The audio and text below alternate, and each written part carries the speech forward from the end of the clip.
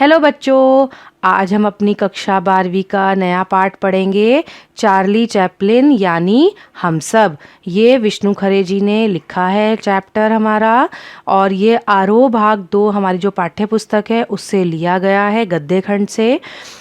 ये पाठ बच्चों पढ़ने से पहले मैं आपको विष्णु खरे जी का जीवन परिचय के बारे में बताऊंगी, क्योंकि जैसे कि मैं आपको सारे पाठ कराती हूँ तो मैं सबसे पहले आपको जीवन परिचय बताती हूँ, क्योंकि आपकी परीक्षाओं में पूछा जा सकता है। उसके बाद इस पाठ का क्या सार है ये मैं आपको बताऊंगी। तो आप ध्यान से सुनिए, ध्यान से समझिए और मुझे कमेंट करके ज़रूर बताइए कि आपको ये पाठ कैसा लगा। हिंदी साहित्य के प्रसिद्ध कवियों में से विष्णु खरे जी का अपना अलग स्थान है। विष्णु खरे का जन्म 9 फरवरी 1940 को मध्य प्रदेश के छिंदवाड़ा जिले में हुआ था। इनके पिता का नाम कृष्ण खरे था, जो एक मध्यम वर्गीय परिवार में अपना जीवन यापन करते थे। खरे जी की प्रारंभिक शिक्षा छिंदवाड़ा के विद्यालयों में ही पूरी हुई। इनको बचपन में ही अनेक समस्याओं से लड़ना पड़ा। फिर ये अपने गांव से सन 1963 ईस्वी में इंदौर के क्रिश्चियन कॉलेज में परास्नातक की शिक्षा पूरी करने के बाद इन्होंने दैनिक समाचार पत्र इंदौर में संपादक के रूप में कार्य किया। और यही वो समय था जब इन्होंने पत्रकारिता की दुनिया में ये छा गए थे, और इनको नई दिशा पत्रकारिता को भी इन्होंने नई दिशा देने का प्रयास किया था। अंग्रेज़ी साहित्य में परास्नातक की परीक्षा पूरी की थी इन्होंने।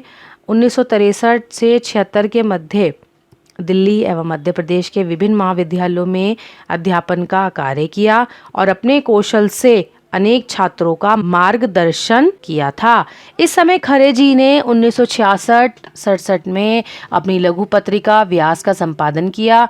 इन्हें 1985 ईस्वी में नवभारत टाइम्स ने प्रभारी कार्यकारी संपादक के पद पर कार्य करने का अवसर मिला। संपादन के कार्य दौरान इन्होंने दुनिया के प्रमुख कवियों की कविताओं का विश्लेषण किया और उनके द्वारा प्रयोग की गई शैली का चयन किया, जिसमें अंतर्राष्ट्रीय परिदृश्य में प्रतिष्ठित विशिष्ट कवियों की रचनाओं का सरल तरीके से एवं सरल भाषा शैली के माध्यम से भारतीय साहित्य प्रेमियों के बीच तक इन्होंने पहुंचाया था। खरे जी पत्रकारिता एवं साहित्य दोनों पदों में अपनी सेवाओं को देते रहे और साहित्य के विस्तार में इनका विशेष योगदान माना जाता है। इनकी कुशलता को देखते हुए खरे जी को जवाहरलाल स्मारक संग्रहालय का अध्यक्ष भी नियुक्त किया गया। इस पद पर अपनी बौद्धिक क्षमता और कार्यकुशलता के साथ इन्होंने कार्य किया।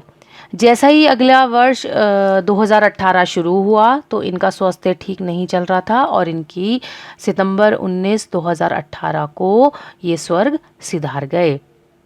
इनका साहित्यिक परिचय देखते हैं। विष्णु खरे जी एक प्रसिद्ध कवि के रूप में माने जाते हैं। इनकी पत्रकारिता जगत में अपना अलग स्थान बनाए हुए हैं, जो समाज को एक नई दिशा देती हैं।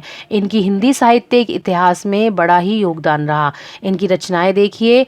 एक गौर रुमानी समय में, खुद अपनी आंखों से, सबक आवाज़ के पर्दे में, आलोचना की पहली किताब विष्णु खरे की कविताएं, हम सपने देखते हैं, यह चाकू समय, काले वाला।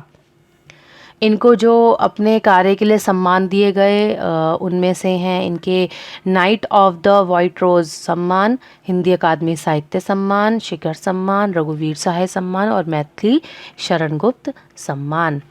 ये इनकी विशेषताएं जो थी हमारे पास थी। इन्होंने Dinman, Navbharat Times, the Pioneer, the Hindustan, Jansatta, Dainik Bhaskar, हंस, कथादेश आदि पत्र पत्रिकाओं में अनेक लेख प्रकाशित इनके होते रहे हैं।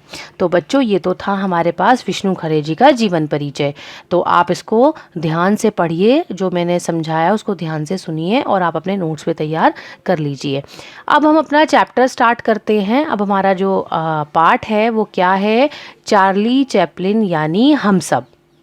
तो जैसे कि आपको पता ही है कि चार्ली चैपलिन का नाम आपने सुना ही होगा। ये एक विदूषक रहे हैं, हंसाने वाले को विदूषक कहते हैं। और यानी हम सब, मतलब हम सब में कहीं ना कहीं ये छिपे हुए हैं। तो यही पाठ है आपका, जो आपकी 12वीं कक्षा का है। आप इसको ध्यान से सुनिए कि इस पाठ में आपको क्या बताया गया है। मैं आपके लिए ये पाठ का सार सरल शब्दों में लेकर आई हूँ। देखिए, संसार के महानतम अभिनेता चार्ली चैपलिन के बारे में रचित इस निबंध में चार्ली के अभिनय की आधारभूत विशेषताओं के बारे में महत्वपूर्ण जानकारी दी है। चार्ली के अभिनय में हास्य और करुणा का मिश्रित संतुलन ही उन्हें आम जनता के अपने कष्टों और दुखों तक ले जाता है। इस तरह से वे अभिनय के माध्यम से सीधे जुड़ाव करते हैं। मतलब ये इनकी जो रचनाएं मिलती हैं उसमें हास्य भी है और करुणा भी है, तो इसीलिए ये आम जनता से जुड़े हुए हैं, लोगों के दिल को ये छू लेते हैं। चार्ली के जीवन में 130 साल पूरे हो चुके हैं। चार्ली के जीवन को जो है 130 साल पूरे हो चुके हैं और उनकी जो फिल्में बच्चों से लेकर बूढ़ों तक लगातार अपनी लोकप्रियता बनाए हुए हैं, सब देख सकते हैं। इनकी पहली फिल्म थी मेकिंग अ लिविंग, उसे बने हुए अब लगभग मतलब 100 साल से ज़्यादा हो चुके हैं। चार्ली की फिल्मों का मूल बुद्धि पर नहीं बल्कि भावनाओं और मनुष्यता पर टिका हुआ था। मतलब ये बुद्धि पे नहीं, ये भावनाओं पर ध्यान देते थे। तो Metropolis, The Cabinet of Doctor Caligari, The Seventh Seal, Last Year in Marienbad, The Sacrifices जैसी जो फिल्में रही हैं इनकी, वो यही एहसास दिलाती हैं कि इनकी फिल्में मूल बुद्धि पर नहीं बल्कि भावनाओं या मनुष्यता पर टिकी हुई थी। इनकी फिल्मों की सबसे बड़ी उपलब्धि तो यही है कि इन्होंने आइंस्टाइन जैसे महान प्रतिभावक और साधारण जन मतलब उनको भी आनंद प्रदान किया, उनको खुशी प्रदान करते थे, ये खुशी देते थे उनको। तो ये इनकी सबसे बड़ी उपलब्धि थी इनके जीवन की। चार्ली ने फिल्म कला को लोकतांत्रिक बनाया और दर्शकों की वर्ग और वर्ण व्यवस्था को भी तोड़ा। उस समय वर्ण व्यवस्था चलती थी तो इन्होंने उसको भी तोड़ा, जो जाति प्रथा चल रही थी इन्होंने उसको भी तोड़ा था। चार्ली के बचपन की कुछ घटनाएं थी जो उनके जीवन पे गहरा प्रभाव डाल गई। उनमें से पहली घटना ये थी कि जब एक बार बीमार हुए तो क्या हुआ, उनकी माँ उनको ईसा मसीह के जीवन के बारे में पढ़कर बाइबल से सुनाने लग गई। तो ईसा के सूली पर चढ़ने के प्रकरण तक आते आते माँ और चार्ली दोनों रोने लगे। अपनी आत्मकथा जो चार्ली ने लिखी है उसमें उन्होंने लिखा भी है कि ओकले स्ट्रीट के तहखाने के उस अंधियारे कमरे में माँ ने मेरे सामने संसार की वह सबसे दयालु ज्योति उजागर की जिसने साहित्य और नाटकों उनके महानतम और समृद्धतम विषय दिए हैं, स्नेह, करुणा और मानवता। तो ये घटना उनको मतलब याद रही और इस घटना से सोचो उनको कितना वो हुआ कि उन्होंने आत्मकथा में जब अपनी लिखी तो उसमें इस घटना का जिक्र किया है उन्होंने। एक दूसरी घटना थी जो इससे कम मार्मिक नहीं थी। बालक चार्ली उन दिनों एक ऐसे घर में रहता था जहाँ से कसाई खाना दूर नहीं था, मतलब पास में कसाई खाना मतलब जहाँ पे ये जैसे भेड़ बकरियों को काटा जाता है, रखा जाता है, तो इसको कसाई खाना कहते हैं। तो वहाँ पे दूर नहीं था। वह रोज़ सैकड़ों जानवरों को वहाँ से ले जाया जाता देखते थे। एक बार क्या हुआ कि एक भेड़ को किसी तरह जो भेड़ थी वहाँ से जान छुड़ाकर भाग निकली। उसे पकड़ने के लिए उसके पीछे लोग भागे तो वे कई बार फिसले, गिरे, पूरी सड़क पर ठराके लगा रहे थे। आखिरकार उस गरीब जानवर को उन्होंने पकड़ लिया और फिर कसाई के पास ले जाया गया। तब चार्ली को एहसास हुआ कि उस भेड़ के साथ क्या हुआ होगा। वो रोता हुआ माँ के पास दौड़ा, उसे मार डालेंगे, उसे मार डालेंगे। तो ये उसने अपनी माँ को कहा। चैपलिन ने अपने आत्मकथा में भी लिखा है कि वसंत की वह बेलौस दोपहर और वह मजाकिया दौड़ कई दिन तक मेरे साथ रही और मैं कई बार सोचता हूँ कि उस घटना ही ने तो कहीं मेरे भावी फिल्मों की भूमिका तय तो नहीं की थी कि त्रासदी, हास्योत्पादक तत्वों की सामंजस्य की। मतलब ये वो कहते हैं कि कहीं ऐसा तो नहीं था कि वही घटना मेरे दिमाग में रही हो जिन्होंने मतलब उसमें मजाक भी था, करुणा भी थी।